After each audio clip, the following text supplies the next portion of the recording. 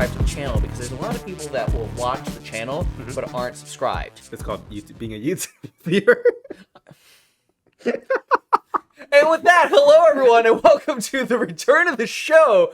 I am your host for today, Ben, and with me I have my co-host for specifically Vox Machina, I guess, at this Actually, point. pretty much. Yeah. I don't remember the last time I've been returned. I think it was Vox Machina. Besides that one. So this is the return of the show. We're talking about Legend of Vox Machina, Season 2. Just came out, pretty much. Yeah. By the time this video was... By the time, yeah. Actually, yeah, pretty much. Release schedules out there. It's fine. But yeah, we're going to be talking about Season 2, all the sort of things that surround it, and there's a little bit of a unique perspective here, because I've seen all of Campaign 1, and you have seen none of it, I've seen maybe very small bits of it, or GIFs even, so... Just GIFs? Really. Yeah. You take it all in GIF form? Yeah. Have you seen the GIF going around of when Laura actually died? No. It's really just this moment of, like, does that take you to 0?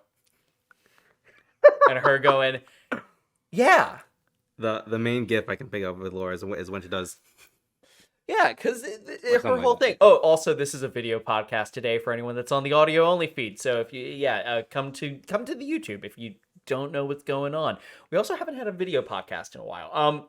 Anyway, we're gonna be going over the first 3 episodes that had just come out. We are talking Rise of the Chroma Conclave, the Trials of Vasselheim, and of course the Sunken Tomb, aka Vex Dies.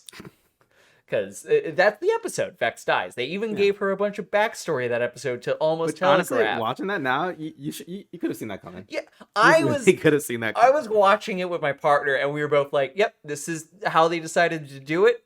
Everyone else thinks it's just a normal backstory drop. Nah, they wanted you invested for death. All right, so, because we'll put this into the beginning now. I actually happened to see this on Thursday night in a movie theater. Yes. It played the 3 episodes straightforward. I went with some other friends, few of them who are big Critical Role fans. Yeah. So they were actually surprised that it happened so fast that Vex died. I'm not surprised by that, actually, because when you think about the story, because like a story in a tabletop game unfolds really slowly because you have players that will not progress the plot for their life. So of course, in that sort of situation, the actual beats that happened pretty much are just what we saw. Now, there are some things that they skipped. There's characters that we haven't met yet that we actually would have normally met essentially right after they finished up the Briarwood arc. There's some really important characters that we will meet. They're definitely not omitting them from the story because they're too important. But I think that they have just shifted around their introductions to be later in the season to when they are actually relevant to the plot. Yeah, I think that would be best, especially when they're doing like 3 episodes of release. Yeah. So they don't want to drag out anything like too much. Yeah, I think the way that they're gonna do it is we're in the Chroma Conclave arc. Obviously, this first episode is called Rise of the Chroma Conclave, and this is the meat of the show. This is where the story actually begins. And while the Briarwood arc is a beloved arc, it really acts as a prelude to just what's going to happen much, much later in the campaign. The Briarwoods will still be relevant. They're never going to go away fully as far as their impact on the story is concerned. Mm-hmm. But as far as like stringing together what was a D&D campaign, this is the meat of the campaign. Okay. So we're not going to be done. I'm just going to say it now in case anyone's worried. Like, how are they going to resolve all this in one season? They're not. Yeah, that was actually another thing that the people I was with talked about, at least briefly, that like I believe they suggested it would, for this specific Chroma Conclave arc, it would either be like 2 or like 2.5 or something like that seasons. I think realistically, at the pace that they're going, it could be 3 to 4. Okay. I think because the amount of time that it takes, essentially the way that Matt Mercer broke this down is there was simultaneously a fetch quest going on as well as a kill the big boss quest. Right. So the fetch quest we will see in coming up bits, and I'll talk about that then. And the big bosses, well, we met them. And speaking of big bosses, we have to talk about a controversy that's going on in the D&D world right now with D&D related media. Let's real briefly talk the OGL. So for people that are unaware, the OGL is an opening gaming license, and it is what has allowed Dungeons and Dragons to actually become popular. It's the reason why actual plays can't exist in current licensing. It is the reason why if you play the game, you can get source books that aren't published by Wizards of the Coast that allow you to essentially do whatever you need to do. Like if you're like, oh, I want to play as a little hobbit person. Well, not a little hobbit person. They have those in the game. I want to play as a little mouse. There's nothing in the source books. Yeah. But if you get a third party book, you can do it. And the OGL has allowed what that is to happen. Okay. Wizards of the Coast tried to change all of that in one fell swoop, and it got leaked. And people are really, really mad at Wizards of the Coast. Lizards of the Coast. No, you're Lizards right. You're of the right. Coast. You're yeah, right. no, I'm right. I can call them lizards. Yeah, no, I think it's an appropriate name. And essentially what this turned into was the entire D&D community canceling D&D Beyond subscriptions and really hurting Wizards of the Coast bottom line. So eventually they changed the OGL. And people are still not happy about that. We'll talk about that in probably a different podcast. Maybe check out the Return of the Movie. We might be talking about it there. We may be talking about it somewhere else on the channel. But what this boiled down to was Critical Role couldn't just stay quiet on this because they're the biggest. Them along with Dimension. They're probably one of the most well-known. Yeah. Media sources for D&D. Yeah, sure. No, D&D media consumption. As far as actual plays are concerned, the two biggest ones are Critical Role and Dimension 20. Just like that Twitch leak. Yeah. About that. Yeah, exactly. We know this. They're the most profitable group on Twitch. So Critical Role released a statement. I'm going to read it now, and some people were mad about this, some people weren't. Okay. Critical Role has always supported creators and game development in the tabletop space. We stand by our industry peers as well as anyone who takes a risk creating a new system or developing an original idea.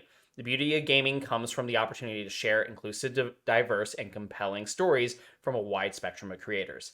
That's exactly why we launched our own gaming publishing company a few years ago. Because we believe that broadening the field of creators boosts the entire industry. The success we have experienced is thanks to the passion and interest of the greater tabletop community, and we commit to fostering an environment that allows everyone the opportunity to easily share the stories they wish to tell. So, I can see why people are mad. Yeah. I gotta be honest. First, listening to this, because this is the first time I've actually seen it, I feel like they didn't really address anything. So, this is where we get into the nitty-gritty, law shit, and this is the reason why a lot of people are defending Critical Role. Now, I have to be on the side of people defending Critical Role because I do think that people overestimate how big of a company Critical Role is and how much risk they can take. So, D&D Beyond, which is essentially now Wizards of the Coast, was a campaign-long sponsor. The entirety of Campaign 2, they had D&D Beyond ads and personalized ads. Okay. And the issue is that when you take on a piece like that, you also sign what is called a non-disparagement clause, which essentially you can't say anything bad about the company. Otherwise, and this is really important, it's not just that they will drop you as a sponsor. You can get sued for a lot of money, sometimes in proportion to how close your brand is tied to that other brand. Wait, all that's like within the NDC or whatever it's called? Yes. So when you you nearly had me say an OGL, a non-disparagement clause. That's right. Yeah. Actually, I think you did get the acronym for that correctly. I did my best. Yeah, all that in the non-disparagement clause is essentially to say that if you try to screw over our brand, we can come at you in a relatively proportionate amount. So, could Critical Role potentially survive breaking a non-disparagement clause? Yes. Would all of its employees survive it? That's... yeah. There's not even just with D&D, but as history is not shown a good thing for employees. So that's the kind of thing that you have to, like, them releasing a statement that was not siding with Wizards of the Coast was a risk in the first place. And, like, Dimension 20 still has not published anything stating neutrality on this or that they are supporting XYZ. So it is, when you're thinking about like how this impacts things, you have to remember that Critical Role has a really tough decision. And also, unfortunately, they're not a bunch of guys making content in a basement for no money. They have a lot of money, they have livelihoods, and they have livelihoods of other people riding on them. So was this the responsible thing to do for those people? Probably. Does it taste good to the D&D community as a whole? Definitely not. Yeah. I think another issue is just, of course, with like when something's like so closely related to another, like it's always like a cry out for a statement, Yeah. and then a lot of times it just doesn't ever hit up. Yeah, and that's the like we've already kind of seen this, that even this show does a lot to avoid saying D&D related things. We meet a tiefling in one of these 3 episodes. Tiefling is a word that has never popped up once during the show. They'll actively avoid it using as much D&D related things as possible. Actually, that's a good point, because I feel like they never really did like specify really Yeah. anything except for like dragons. Yeah, dragons are the only thing. They came really, really close with some of the gods that they were introducing in the Vasselheim episode, but they never actually explicitly said their core names. Even You're the right. They Raven, like Stormlord and okay. yeah, Right. even I think the Stormlord might be the closest, but the Stormlord also has roots in other mythologies, Mhm. like the Raven Queen, which is very D&D related and only D&D related to my knowledge. They only refer to as the matron of ravens. So they have somewhat separated their IP from D&D a little bit, and there's some speculation that they might break away from D&D entirely. They might go back to Pathfinder. We don't know what's going to be happening with that. That's like campaign 4 discussion. But all this is to say that this show has a couple things hanging over it right now, because on top of that, there has been both a call to boycott the D&D movie regarding this, and there was even a call to boycott Legend of Vox Machina. Right. Now, based off of the ratings, I don't think that boycott really went through for obvious reasons. But there's still a lot of discourse in the D&D community right now about Critical Role in particular because of this. Yeah, like I've been telling you right before we just started. I've been seeing a few of creators that I know of talk about this, like not go back and forth against each other, but just going back and forth. They're just bringing the attention to their follow, because a lot of them are known for D&D related content and stuff like that. So it's good to like bring it up to the eye and see like, hey, this is happening right now amongst us. So I'm just sharing that out. Yeah. No, it's I don't want this to be an OGL podcast, because that can be its own podcast and we have a show to talk about. But it is really important for anyone that's unaware. This is something that is going to be affecting the actual sort of state of this show and conversation around it going forward. And it's a really important piece to go in on. And we definitely still have lots to see what will happen with that. Yes. So, with that in mind now, let's actually begin the rise of the Chroma Conclave. So that's a lot of dragons. There are quite a few dragons. What was your... So, obviously, this was the cliffhanger. How close was this to how you thought this was going to go down? Oh gosh, so I do not remember how I first like thought about it from the end of season 1 when I last saw that. But this shit was terrifying. Listen, because it goes again further on in the next episode about the Sphinx. But for this part, one thing I really did like about this, and like I feel like it's always hard to do like a good showcasing with tabletop and whatever, but like just showing the overall power of like essentially god level things, just how it could happen. It's just insane. The level of... When this happened in the campaign, the level of fear that like I felt watching this was absurd. Because in D&D is mostly like it's a power fantasy. You're beating up the monsters. It's not Call of Cthulhu. You do know I play D&D, right? Yeah. No, I'm explaining it to the audience. Okay, but okay. you and I are on the same page. Yeah, but like you're beating up the monster, you're in charge, and then to like essentially have a bunch of like you're level 12 and have a bunch of CR 17s to 20s thrown at you in once. It was literally just a run. Yeah, and that's what happened pretty much. Yeah, and I mean, plot-wise, this episode, I feel like we meet a lot of things. There's a lot of world building that's established.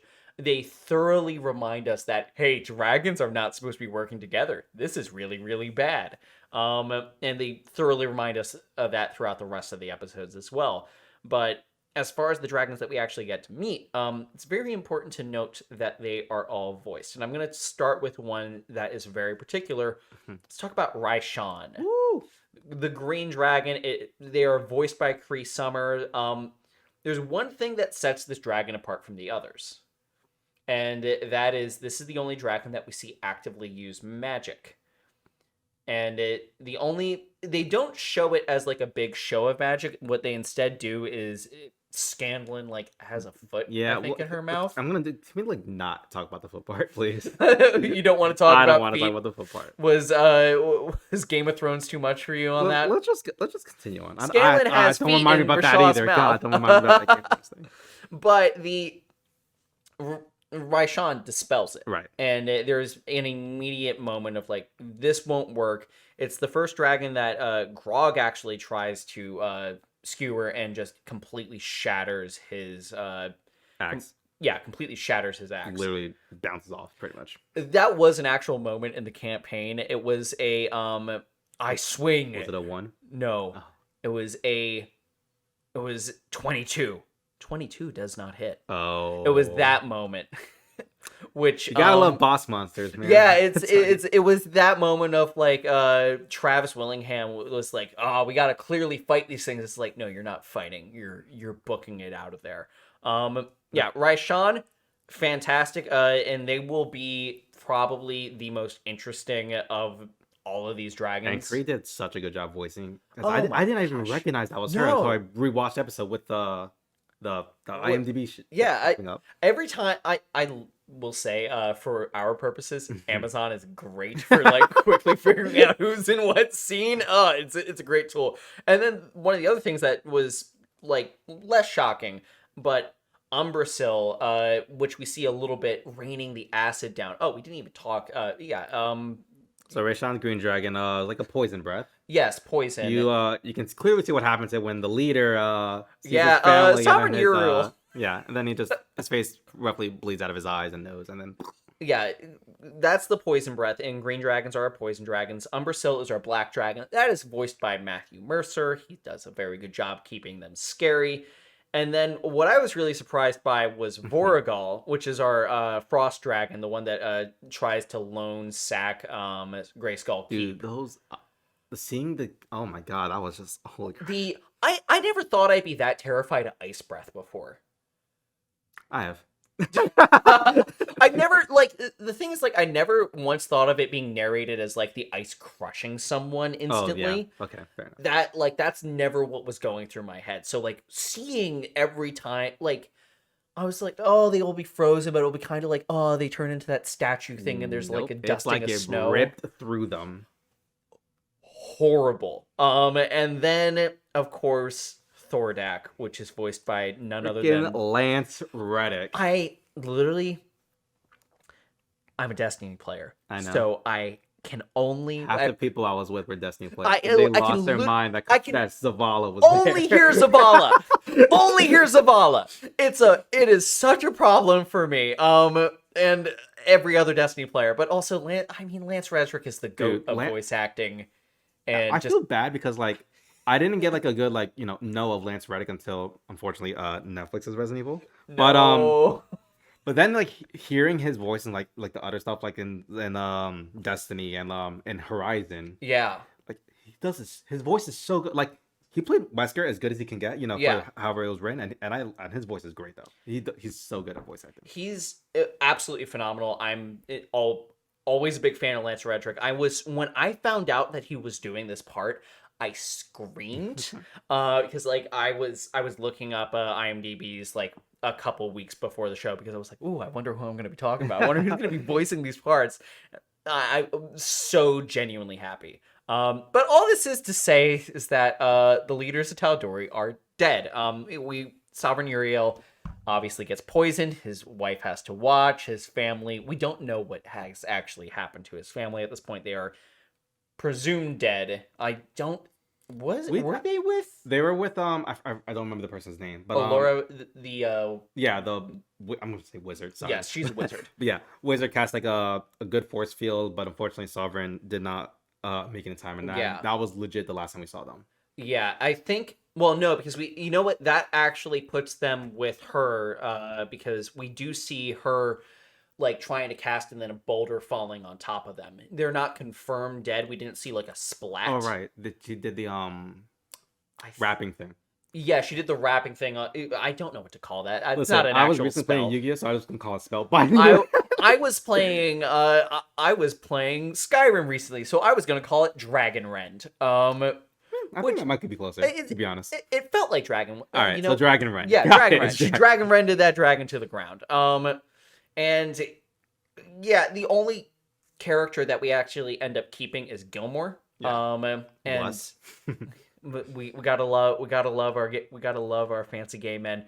He's absolute bonus, and I like how they swapped out them buying things for nope, just take everything in my shop, let's go. All right, so that's actually something really quick I wanted to bring up.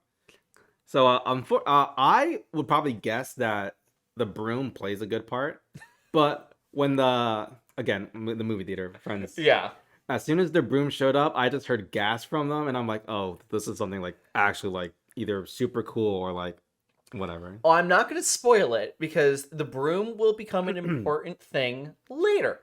Obviously, I mean, like basic storytelling, they're not going to put that much emphasis on the broom unless it's going to be important. Right. But they did a good job treating it like it was just a basic visual gag. The best part is though, I can't even imagine what it would be for. It's shockingly simple, but it's also amazing. Okay. So I have to give them credit. The broom is one of my favorite parts of campaign 1. As far as just like pure magical items. Also, second favorite is the belt of dwarven kind. Or in this case, just the beard belt. Yeah. Rob becomes Kratos. Yeah, he does become Kratos really quickly. I will say, I think my favorite thing about the belt of dwarven kind being adapted like this is it's actually the best magical item for a fighter or martial archetype. It gives you a bunch of extra constitution. You can read and write in Dwarvish, so you have so much more HP. You can read and write in Dwarvish. You have dark vision if you didn't already have it. Oh shit! And you get a beard. But what the show just simplified it to is beard belt. And that's great. We don't need to know that it gave him a buff. We just need to know that Grog wants a beard and it is his beard belt. That's all. That was his character goal, actually. He's good. Yeah, he's done. Character arc is done. Grog has no further development. The spooky sword is just going to be a spooky sword. Nothing bad is ever going to happen because of the spooky sword. Grog's done. All right. Yeah, you heard it here first. Vox Machina spoilers. Grog has no more character development. Yeah, and I will say there is one thing that I want to talk about real quick here. A detail that I'd imagine you probably caught since you watched it twice. Mm-hmm. There was a strange shadowy figure that appeared alongside Vax in that first episode. Yes. What are your thoughts on this? This was the thing that I did mention that that I was unfortunately somewhat slightly spoiled about. So, Bridget, if you're watching this, you're awesome, you're cool, but also damn you for spoiling it for me. But yeah, let's just say eventually a deal will be made. There we go. Okay, so a deal may or may not be made. That is a figure that's going to be popping up, and we'll avoid addressing it directly, but if you're keen of eye, you definitely already know. We'll talk about it in depth on the next episode, section of episodes that we cover. Just next week. Yeah, just next week. You're right. It's next week. Okay, and then of course we hit the Trials of Vasselheim. And all this is to say is that they teleport to Vasselheim, nearly die because of an emplaced tree, which honestly is a hysterical thing that they did, because that is not how that went down originally. Oh, did it not? Well, no, because originally Matt Mercer made a mistake. Because as much credit as Matt Mercer gets as being a storyteller, as a rules knowledge DM, he has flaws because this was a system that he was learning at the time. They originally were Pathfinder players. In Pathfinder, you can play much more loose and casual with the spells. Okay. But D&D has a lot more hard rules, and he tried really hard to make sure that he was sticking true to them in order to essentially not have people yell at them on the internet. That's like literally the only reason, because otherwise he's a really cool DM first and foremost. Don't worry, everybody yells at the internet now. Yeah, everyone will yell at you if you have something on the internet. But now they just do it in general. Yes. The mistake that he originally made was that he essentially allowed them to scry on Vasselheim, even though they hadn't been there, look at a tree through the scry, and then walk through the tree. Wow. So, like, they broke the spell really, really quickly, and instead they were like, well, they still need to get there. They get there through the tree, and let's just have it not work in their favor. Not be that tree. They need to be in. They didn't nail the tree. She didn't do a good job describing it, and Kayla is just like, that's not how the spell works. Which is hysterical, because also Marisha Ray had the hardest time learning her spells because she went from Pathfinder to being a druid in Dungeons & Dragons 5e. Which means that she had to know all of the druid spells, not just whatever spells that she could prepare. Poor Marisha Ray, the internet completely roasted her alive for too much of that. Regardless, they get to Vasselheim and go through all that, just for world leaders to be, in general, as we all know, pretty awful at their jobs. I'm there with them. I can't get over how non-ceremonious this was. I don't think I was prepared for them to just walk in and them to be like, yeah, no, we're just not. I was totally expecting that. Were you just that jaded already? Nah, I mean, like, it was an obvious thing that was gonna happen because, like, I've seen this trope before. It's just... What, you mean the news? We need your help, giant city that's been by itself forever. Nah, fam. Fine, and that is fair. It does fall into that trope land. I will say, as far as greater lore, there's a lot more to talk about with Vasselheim, but I think we can save that for later. Just because if they get to there in the story, Vasselheim will be a big part of what's going on. Okay. So I don't think we need to talk about Vasselheim too much, but if you know, you know. That being said, we also we get introduced to a couple things. Grog goes on his own mini adventure to visit the Stormlord's place and gets his ass kicked.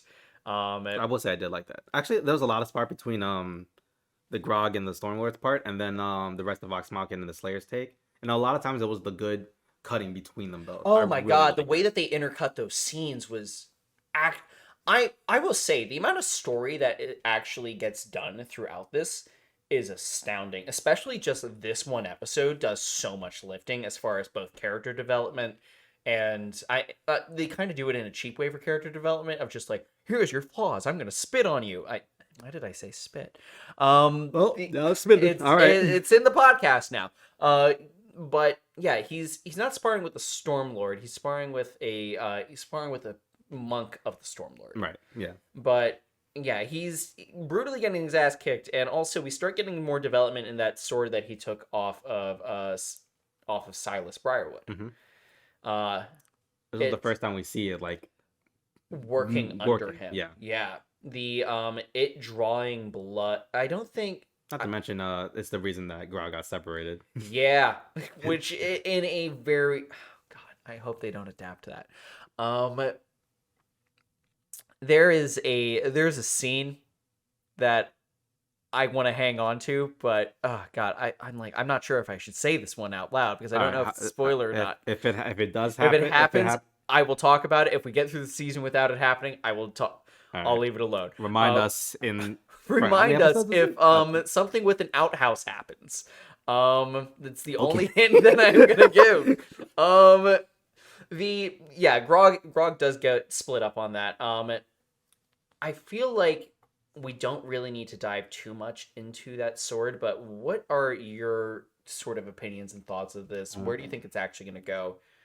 Ignoring the fact that if Grog had more character development, which we have already said that he's not going to. But if he did, what do you think might happen with the sword? Corruption, possession, something along those lines. I feel like those are kind of the obvious ones, but I feel like it would also be somewhat let's say Vox Machina has to fight Grog or get Grog to like go this way, something like that. I would say. Okay. So similar into sort of the Percy sort of realm Oh, of a fuck, that's the corrupting point. Yeah, weapon. yeah. Okay. We'll leave it there. I'm not. Have they? They haven't said the name of the sword yet, so we're Yeah. just gonna say We just know spooky it's a sword. dark weapon that the vampires have. Yeah, spooky And it's with vampire dragons. sword. Yeah, he's gonna feed it some dragon blood. But also we get introduced to the Slayer's take, and we meet two of my favorite characters, Kashaw and Zara. I just want to say, animating Zara, like they made Kashaw hot, they made Zara hot. They made both of them just astounding. Dude, we love our We love our vigilante anti-hero type characters. Yeah, apparently we just ended up with hot human and hot tiefling, and I'm just like, good on you guys. Hey, tieflings are always hot. Just saying. Tieflings are the basic bitch of D&D. Okay. That is. All right, continue. Let's go. That is my hot take for the day. But the wow, okay, I'm distracting myself thinking about tieflings. Man. I want to address a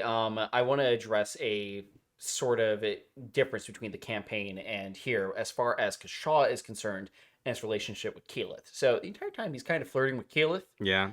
That much is very obvious. Obviously Vex is not too happy about that, but he's getting in on that. Originally, the backstory to why these two are here is they were player characters and they had been in previous one-shots. Gotcha. That's probably why I saw that earlier part in the in the campaign. IMDb for the Zara's voice actor. Yes. So they were in previous sections of the earlier campaign, and it was established that Keyleth and Kashaw had a thing, and then eventually broke that thing off at an earlier point. So in the game, it's actually more of an awkward X dynamic.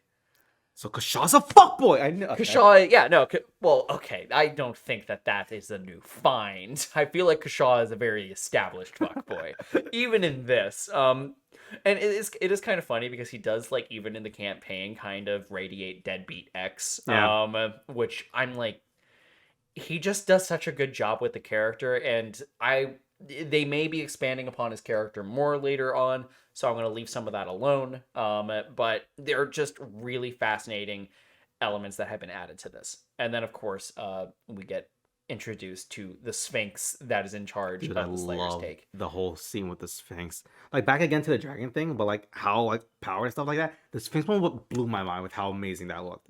It was like the whole thing is just like, she's older than time. And I'm like, yes, I can believe that. That is not something that they can fight. I think that honestly might be my favorite moment throughout this entire series so far. It was really well done, and so like season 1 had problems of being like really on the nose with its writing a lot of the time. And like I went back and I rewatched season 1 before this, and like there were moments, especially early on, where I was like, this isn't honestly that great. There's like things that really leave itself to be desired. The Sphinx scene was incredible. There was nothing about it that felt like on the nose. It felt like these characters were actually in a dire situation, and she was just going, yeah, you're just not good enough for this job. Like, I wish I should have looked at the Sphinx voice actor. That was good. God, we should have done that. We'll adjust it in the next. Basically, peering into their whole soul, separating them either like mentally or even physically. And then best part, of course, Scanlan, we don't care about you. But like, still, it was insane, that whole thing, and I loved it a lot. I can't get over like how well they have actually adapted, because this was like 3 sessions that they did.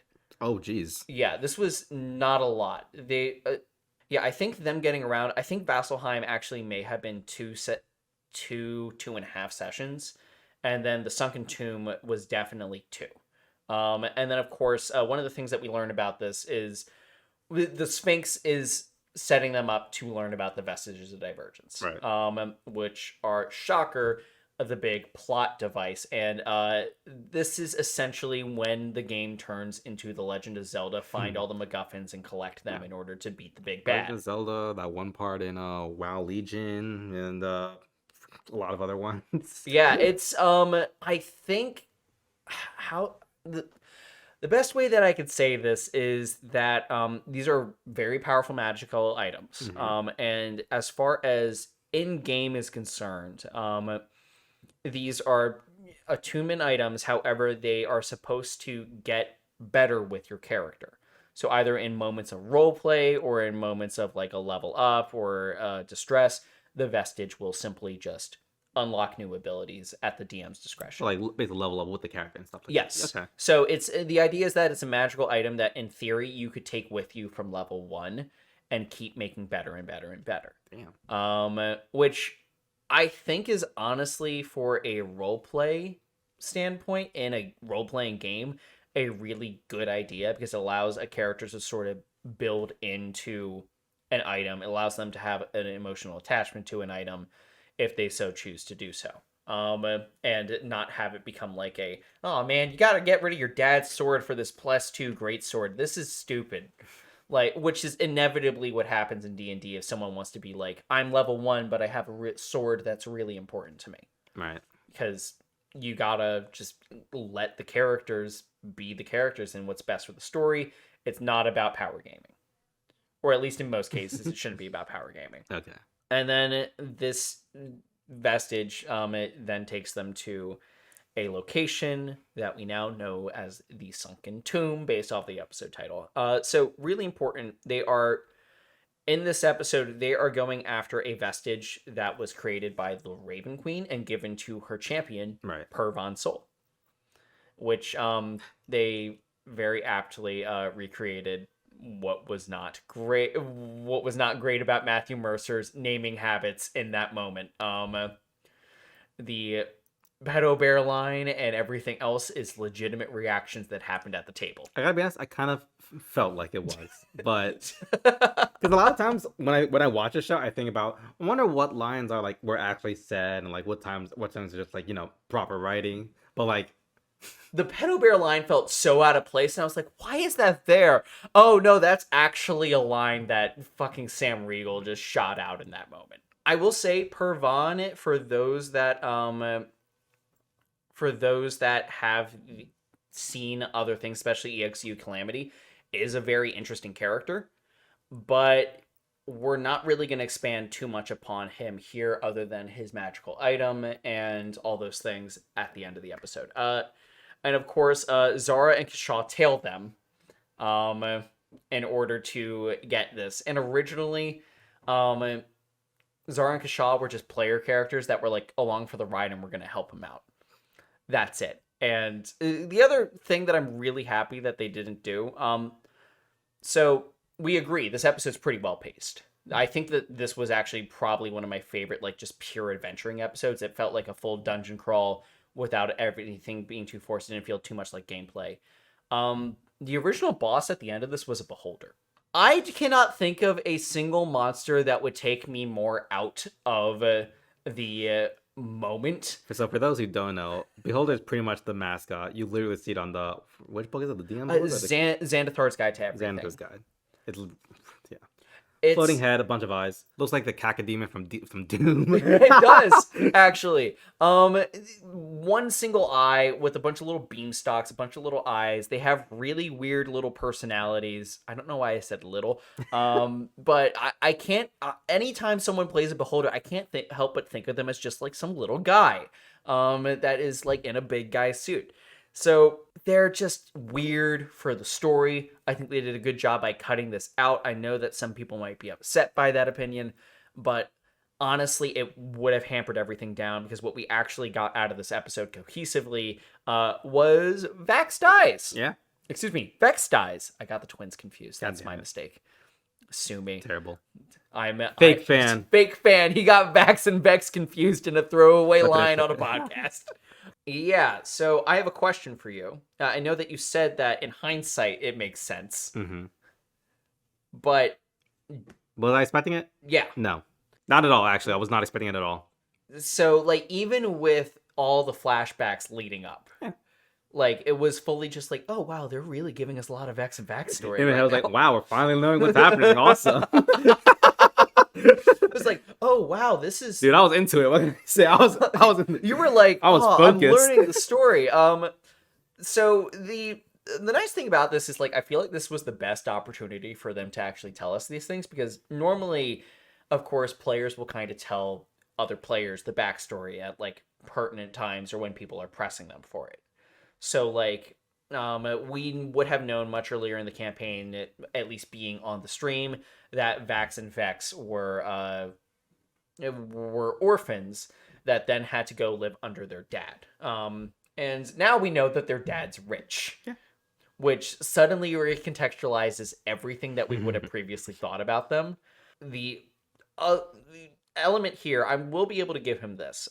He isn't just rich, he is a political ambassador. And in particular, he is an ambassador to something that I will at least be able to do a little bit of pre-world building for everyone. Okay. A place called Singorn, which, as the narrative stands, I'm not sure if we have reason to go there. So I am going to say it is a city of elves. It is a full-blown, and like in other D&D and actually very Tolkien settings, you have a system where where the elves believe that they are the higher beings and kind of look down on other people.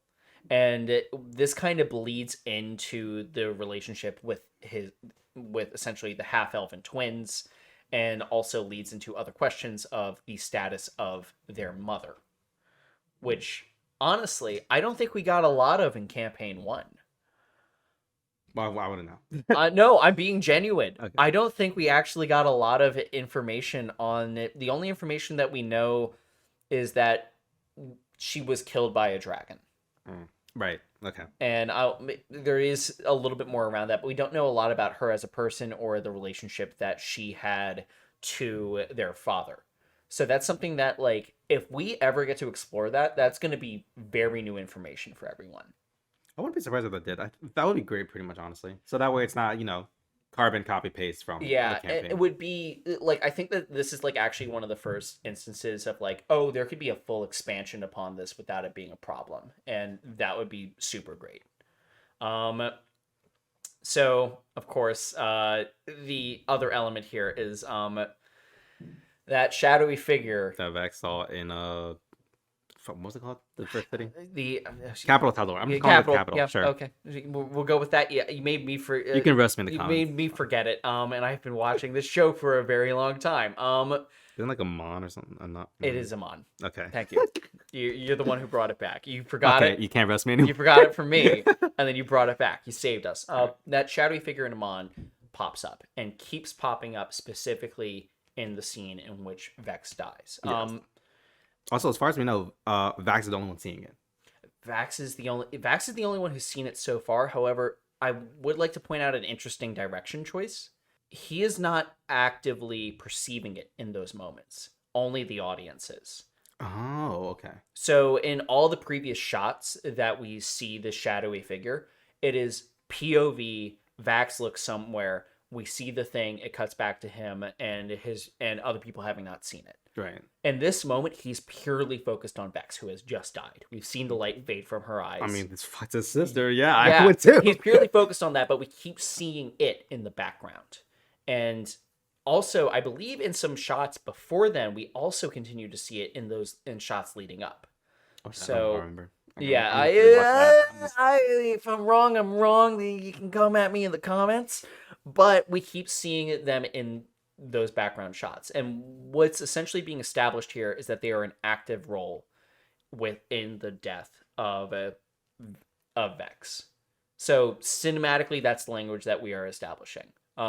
So to end off with, without giving away if you have had any spoilers regarding certain things, where do you think we are going to take off, and what story beats are we going to be hitting from here? God, I don't freaking know. I know I'm hitting you with a lot. We still have Kashaw and Zara who went ahead. I think they went ahead. Yes. I'm trying to remember the whole thing because I know the tomb thing popped up, but that could be another thing or whatever. So like we still have them to deal with, possibly the reanimation or whatever is of the champion, Pervon. Yeah. And that's really the best I can think of. Okay. So Without without saying anything spoiling about what I things, know, right? we're gonna get into next episode. A major question that I am gonna have is going to be answered finally, and that is going to be the status of the magic system here, because suddenly magic is going to be really important. Yeah, that was the whole thing we brought up last season. Last season is the way that they were treating magic, and because it's Dungeons and Dragons magic, is we're going to have to figure out what the hell is happening with how they start treating certain spells. And those certain spells, we're going to be able to talk about it next week, because I don't want to spoil anything, because if I even say the name of a spell, it will come up. Okay. And people will be able to fill in the blanks. So I'm not going to say anything. Okay. But Vox Machina is going to have to start having some hard, fast rules, because suddenly magic is going to be really important to how problems are being solved in universe and how conflict is being created. And that's just what we're going to have to wait and see for next week. Right. So if you want to see an analysis of that, come by in the next bit. And after those episodes come out, we're going to be discussing that on the return of the show. And of course, if you watch our content and are not subscribed for any reason, what are you doing? What are you doing? Subscribe to the channel, subscribe to the podcast feed. What's your problem? Anyway, this has been the return of the show. Woo. I'm Ben. That's Jose. We're back. We are back. Hey, and it's a video episode. Who would have thought that? Bye-bye.